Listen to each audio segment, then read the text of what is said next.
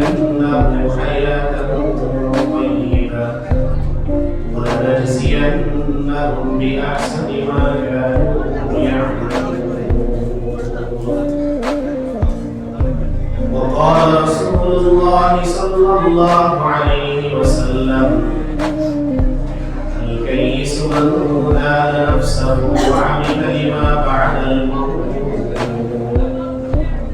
والعاجز من أتبع نفسه هواها وتمنى على الله. صدق الله المولانا العظيم وصدق رسوله النبي الأمي العزيز الكريم، ونحن على ذلك لمن الشاهدين والشاكرين، والحمد لله رب العالمين.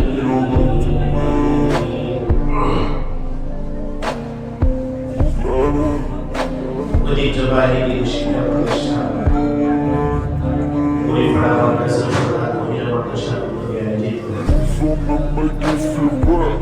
আজকের এই ইসলামী মাহফিলের সম্মানিত দিনদারী মুসলিম মহান আল্লাহ রব্বুল আলামিনের দরবারে লাখো শুকরিয়া যে আল্লাহ রব্বুল আলামিন আমাদের সকলকে অত্যন্ত গুরুত্বপূর্ণ একটি দিন ইসলামী মজলিসে অংশগ্রহণ করার তৌফিক দান করেছেন। এজন্য মহান মাহমুদের দরবারে অন্তর অন্তঃস্থল থেকে কালিমাতুশ শুকর আদায় করি আলহামদুলিল্লাহ।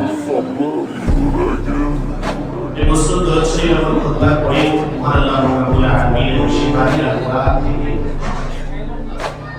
যে আয়াতটি তেলাওয়াত করেছি এবং নবী করিম সাল্লাল্লাহু আলাইহি ওয়াসাল্লামের অসংখ্য হাদিস থেকে একটি হাদিস তেলাওয়াত করেছি।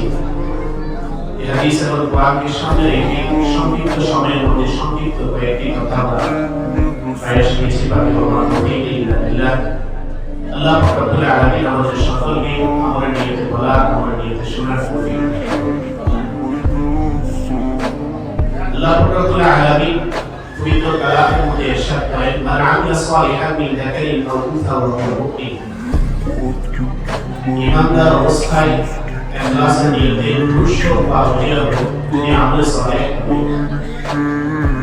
আমল সালেহ হচ্ছে আল্লাহ রাব্বুল আলামিন পক্ষ থেকে যে সমস্ত নির্দিষ্ট বিষয়গুলো আছে সেগুলো পালন করা এবং যে সমস্ত বিষয়গুলো নিষেধ আছে সেগুলো পরিহার করা।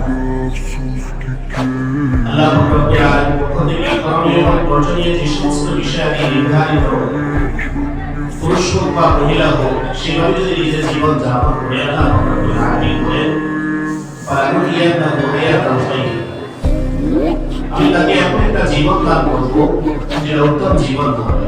ফাসিলি কেরাম হায়াতান তাইয়্যিবার ব্যাখ্যা করতে গিয়ে বলেন, এমন জীবন দান করবো যে জীবনটা তার হয়তো সংখ্যায় তার নিয়ামত কম পাবে, তার টাকা পয়সা কম হবে, কিন্তু তার অন্তরের মধ্যে তৃপ্তি থাকবে। এমন জীবন আমি তাকে দেব। এটা হচ্ছে দুনিয়া জীবনে তাকে পুরস্কৃত করবে। আর আখিরাতের জীবনে যে আমল এই পার্থিব জীবনে সে করেছে তার চাইতে উত্তম বিনিময় আমি তাকে দেব। কোরআনের পবিত্র আয়াত থেকে বোঝা যায় যে বিষয়টা আমাদের সামনে স্পষ্ট হয়, আমরা সকলে পুরুষ হই বা মহিলা হই সকলে আল্লাহ রাব্বুল আলামিনের পক্ষ থেকে বিভিন্ন বিধিবিধানের উপর আদিষ্ট।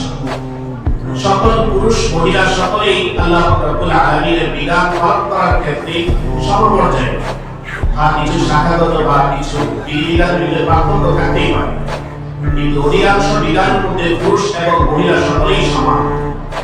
আল্লাহ রাব্বুল আলামিন যেমন পুরুষের উপর সাধারণত নামাজ ফরজ করেছেন, ঠিক তদুরূপভাবে মহিলাদের উপরও সাধারণভাবে নামাজ ফরজ করেছেন। একজন মহিলা একজন পুরুষ যদি সম্পদশালী হয় তার উপর যাকাত ফরজ করেছেন, ঠিক তদুরূপভাবে একজন মহিলা যদি সম্পদশালী হয় তার উপর যাকাত ফরজ। একজন মহিলা যদি হজ করতে সক্ষম হয়, একজন পুরুষ যদি হজ করতে সক্ষম হয় তাহলে তার উপর হজ করা ফরজ। ঠিক তদুরূপভাবে একজন মহিলা যদি হজ করতে সক্ষম হয় তার উপর হজ করা ফরজ। একজন পুরুষের উপর রমজান মাসে যেমন রোজা রাখাটা ফরজ, একজন মহিলার জন্য রমজান মাসে রোজা রাখাটাও ফরজ। এরকম দেখলে প্রতিটি বিধার ক্ষেত্রে পুরুষ মহিলা সমান।